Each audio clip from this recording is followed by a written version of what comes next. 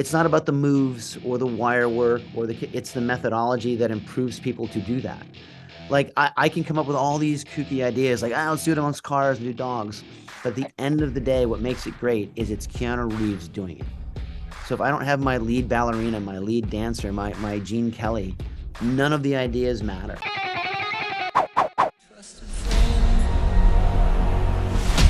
A new day is dawning.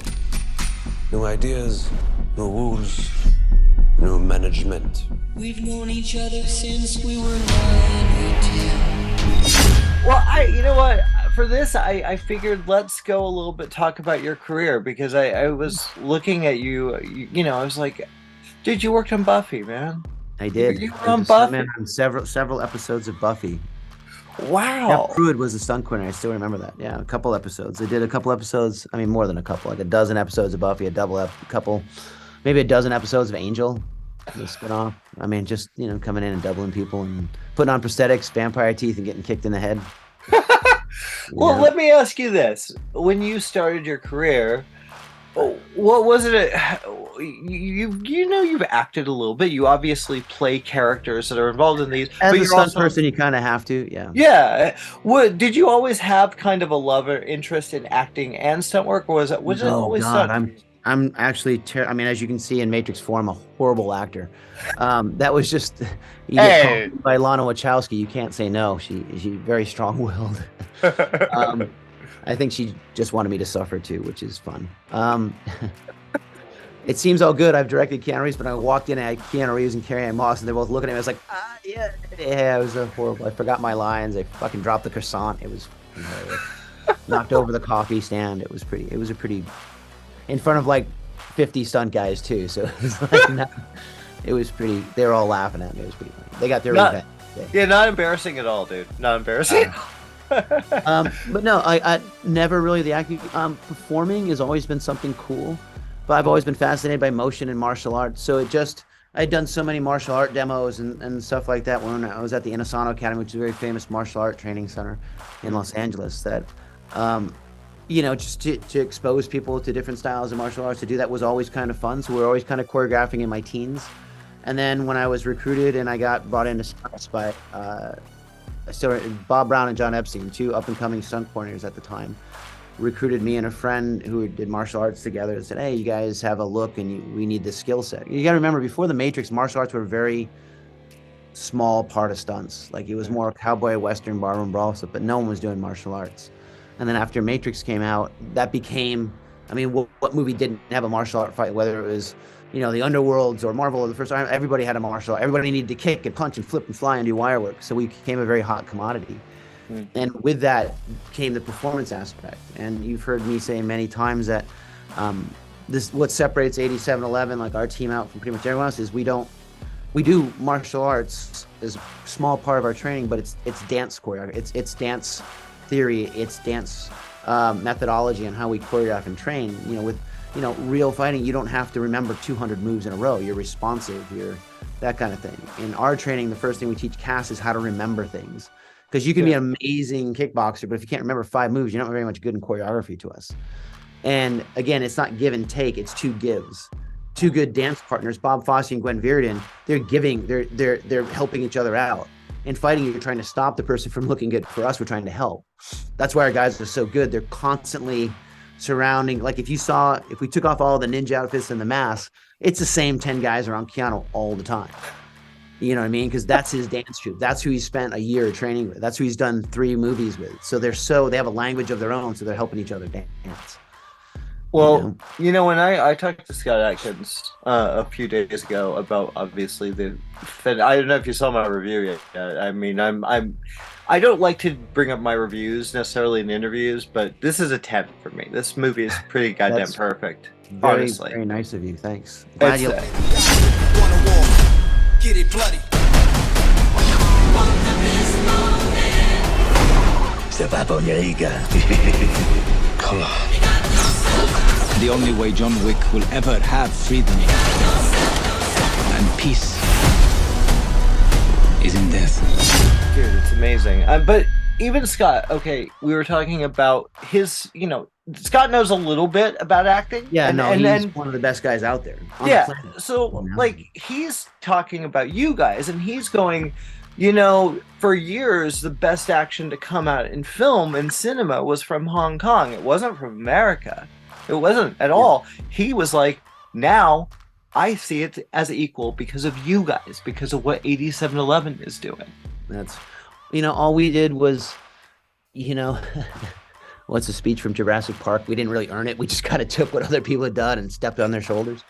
I spent 10 years of my life with the Wachowskis and Yung Woo Ping, and through that's how I met, Jackie and Donnie and Sam. I got into that world, and, you're already learning from the best. And I get it wrapped up in directors that line, how you do, anything is how you do everything, is legitimately the Wachowski methodology. Like, they care about every little detail, from fashion to composition to color to makeup and hair designs to the set deck. So, that's the way we were trained. So we just, I think there's one of the best things I was ever taught in martial arts by our instructor, Dan Asano, was learn how to learn. Like, that's the key. And learn how to teach. Like, that's how, like, everybody, you can't just read, like, there's an art to learning. There really is. And he has always said that's higher than the art, the art of learning. Learn how to learn. And we paid very good attention to that. So it's not about the moves or the wire work or it's the methodology that improves people to do that. Like, I can come up with all these kooky ideas, like, let's do it amongst cars and do dogs. But at the end of the day, what makes it great is it's Keanu Reeves doing it. So if I don't have my lead ballerina, my lead dancer, my Gene Kelly, none of the ideas matter. So where's all the time and money go? Yeah. Into him. Like, and he doesn't dance alone. So where does the next big chunk of effort go? Into the cast stunt. Anybody that comes in, anybody that interacts is going through this training. And it's not just punch a heavy bag of kick. Like, we've stripped all the unessentials out. It is strictly dance training. It's how do I make you guys great? And how do I make you guys make each other great?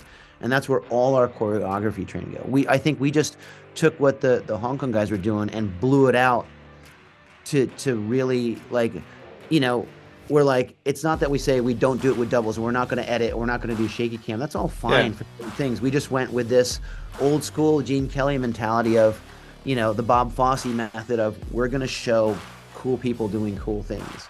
But now we have to get everybody to that point and get everybody on the same page. We spend, you'll hear me say it a million times, we spend twice as much money on prep than literally anybody else I know. Because Hollywood's kind of in this locked algorithm of 10 weeks prep, 10 weeks shoot, 25 weeks post. And that's how you budget. And when we got into John Wick, we're like, well, why?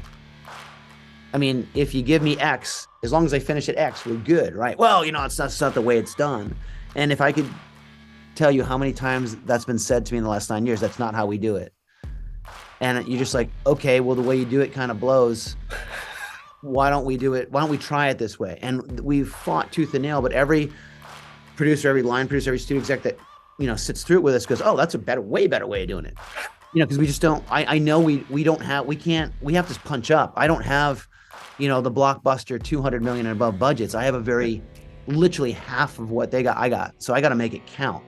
So the locations have to be stellar. The prep has to be stellar. People will spend all this money training a cast member, but they won't train the stunt guys till 2 weeks out. I'm like, okay, well, how do you think that's going to work? I'm sure these are the biggest movies out there.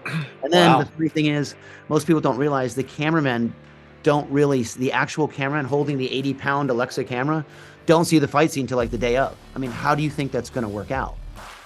The DP sometimes just sees a little, previs tape of it. Sometimes the directors, because they rely so heavily on second unit now, they just look at the fight and go, that's fine.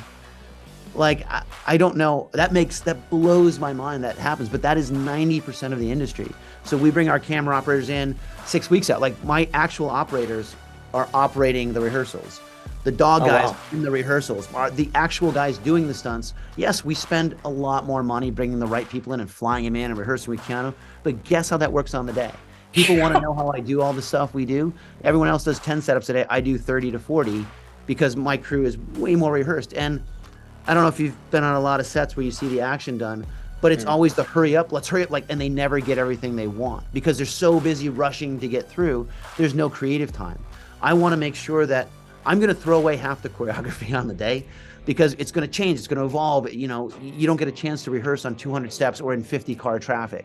So it's organic, right? But I have that time to be organic and stop and talk to the cast and make it better, because we got our shit so far together that I do have time to think, instead of just hurry up, we gotta go, just get it doesn't matter what we get.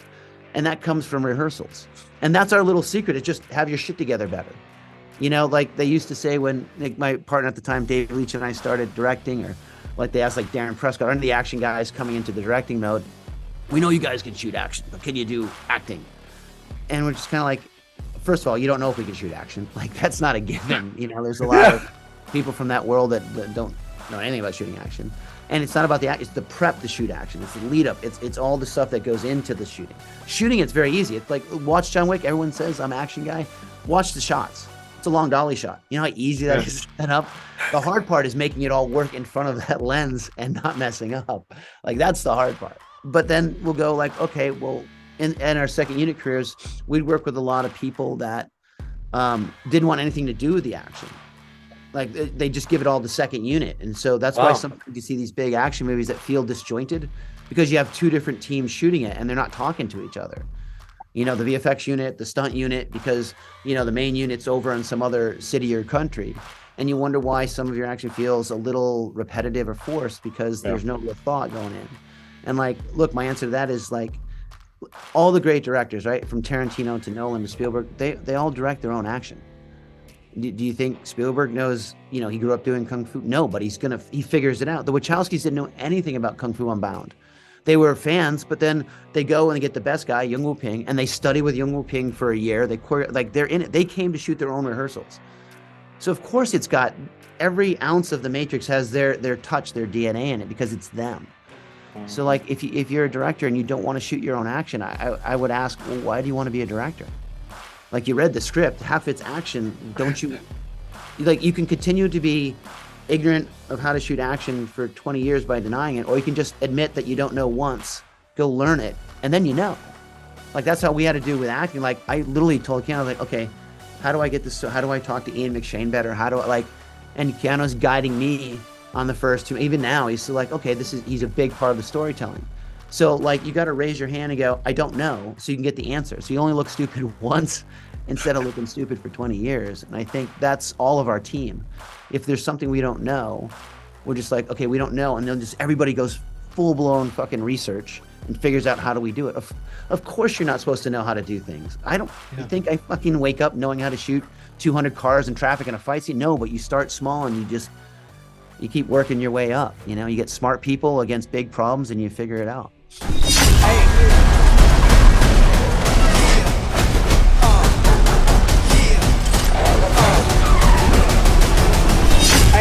You know what? I all of that makes sense, because when you watch a John Wick film, at least from my perspective, when you're watching one of your films, you feel the action. It's so goddamn entertaining, because it's a lot of times you're watching, you know, maybe a superhero film, maybe the big action budget of the week or whatever, and it's cool, it's very well constructed, very well coordinated, but for some reason with you guys, I think the best way you put it, it's like dance.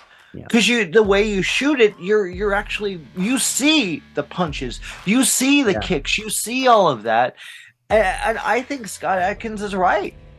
I agree with him, and after what you said, it's bizarre. Well, also, Scott, I have an advantage. I have make no mistake, that cast is not accidental. That's a very well. We believe me. That cast is very, like, that's how we pull it off. How much time goes into, like, when you have the idea for John Wick 4, you know where you're going, you know who you need to cast. How easy is it for you to go, okay, we need Donnie Yen. Of course, we need Donnie Yen for this. Yeah, I mean, it's so easy to say, because I'm like you, man. Like, I'll watch every movie out there, and you'll see this great Korean film, and then you see that, and you know, like, oh god, that'd be great. But like, you know, it wasn't always this way. I mean, we started as an $18 to $20 million movie. Like, you know, we took Willem Dafoe to lunch one day, and out of the niceness of his heart, said, "You kids seem fine. I'll give you a day." You know what I mean? Like, and that's how we got Willem in. Ian McShane didn't know us. We flew him to New York just to meet him. Like, we'll like whatever it takes. Sir, we'll bring you to New York. We just want to, because I need you to go back in time and just really think for a second about how the first John Wick script reads. Okay, there's no dialogue, there's no action for 40 minutes. The guy mopes around for 20 minutes. Keanu Reeves doesn't say anything until 32 minutes into the movie, and the first line he says is, "Hey, you got a pen to delivery girl?" And then we kill a fucking puppy, within 38 minutes. I'm like, you think that reads well? And then it's a slaughter. Like, there's no third act. It's a 40-minute first act, then an hour second act. That's it. Like, that's it. He goes on a rampage. Like, that does not read well. And if I asked you to read the script for John Wick 3, so the first 40 minutes, there's no it's just action. He's going to get shot, and then we go to the desert and he wanders the desert. Like, they don't read well. So you need to be able to pitch it and go, okay, trust me, it's gonna visual storytelling. It's silent movie time.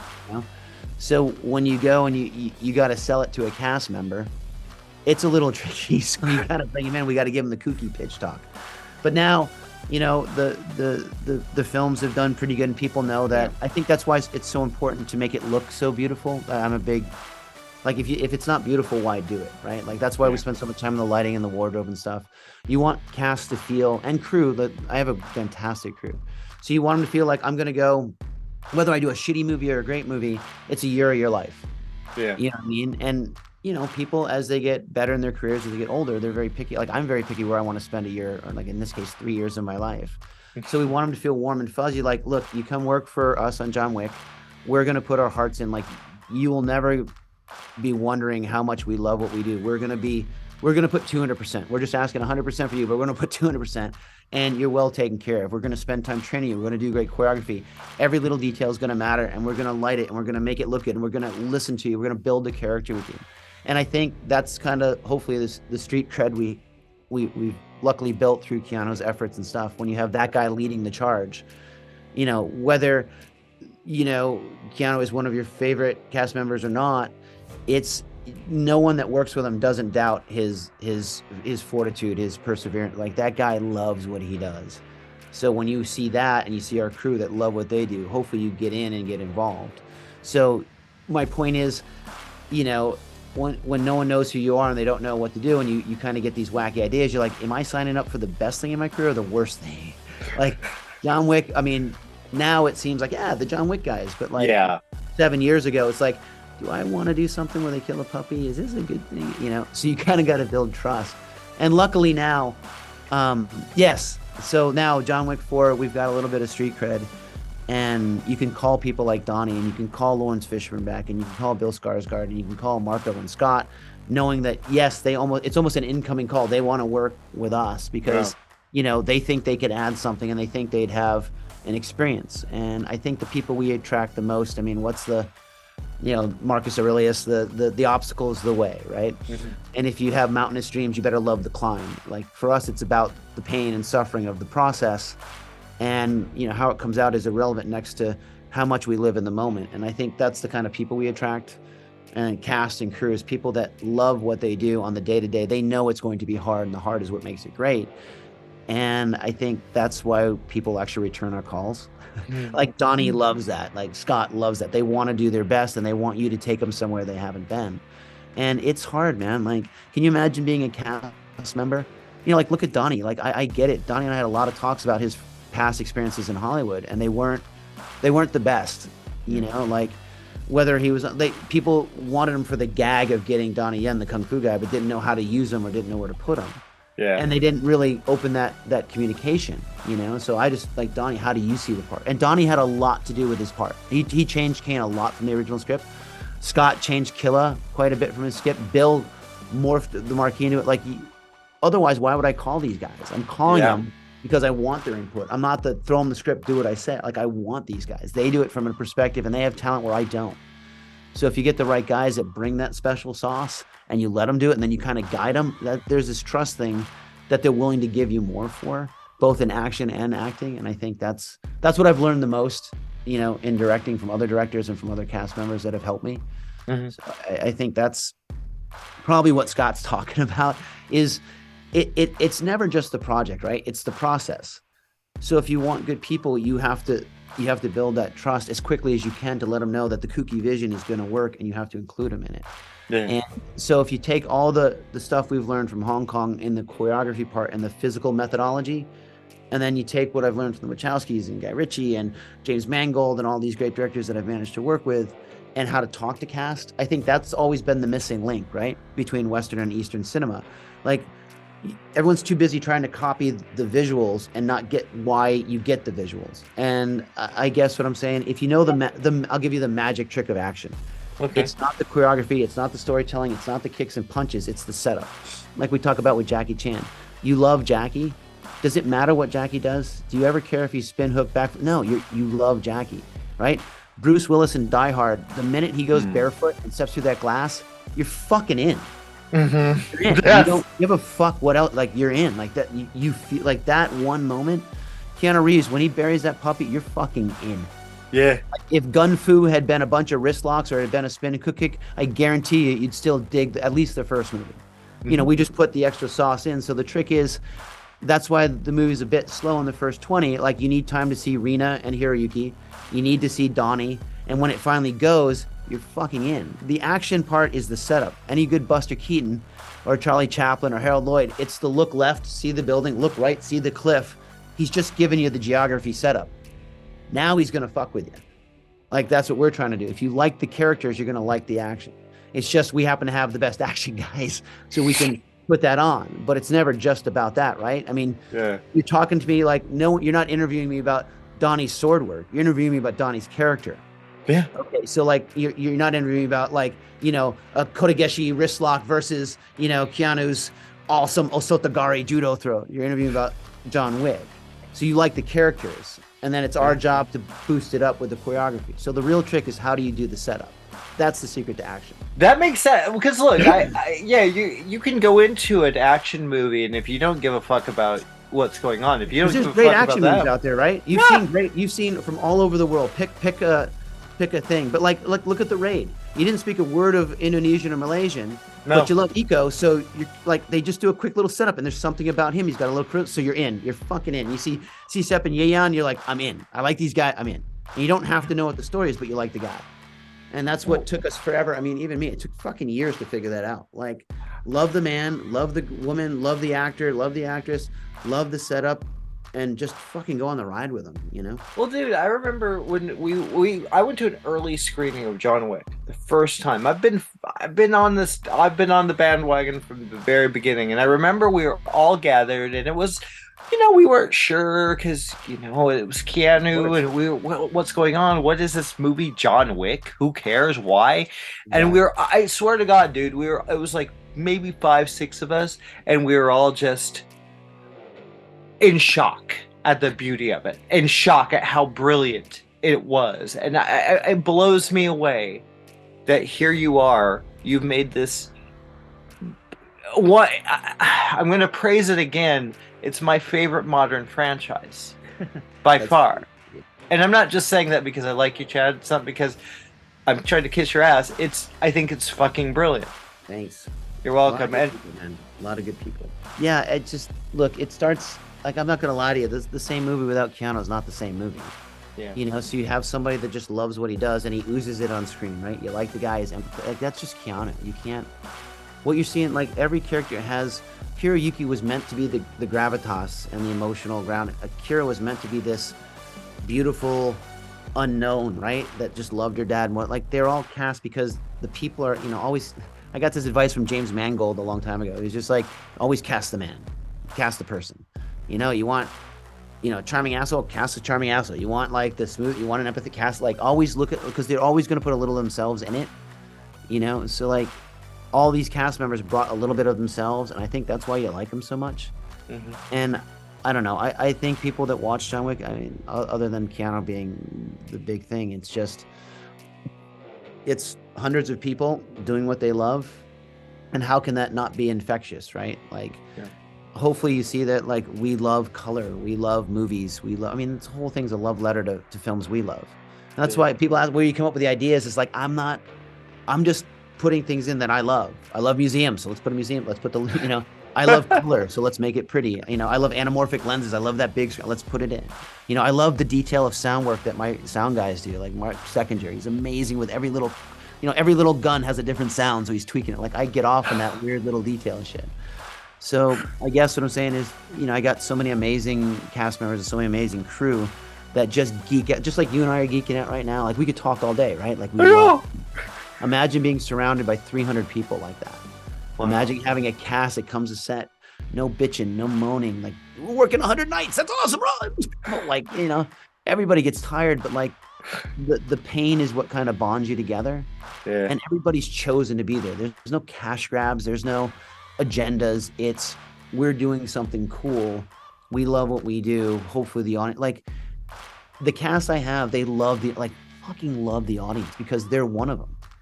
Like Ian McShane and Keanu Reeves, we've done what, like 8 screenings now in the last week. They sit through every one.